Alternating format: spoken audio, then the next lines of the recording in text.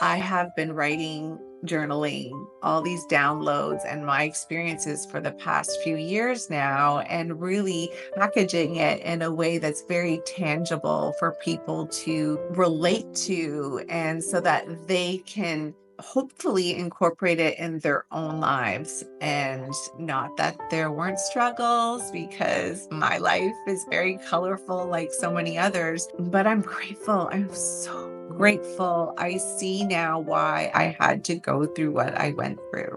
And I wouldn't have changed a thing. I learned so much, and I wouldn't be who I am today if it wasn't for it. So thank you. Thank you. Thank you. Thank you for all the obstacles. Thank you for the challenges. Thank you for the ups and downs. Thank you for the tears. Thank you for the love that is way bigger than that can come from another person.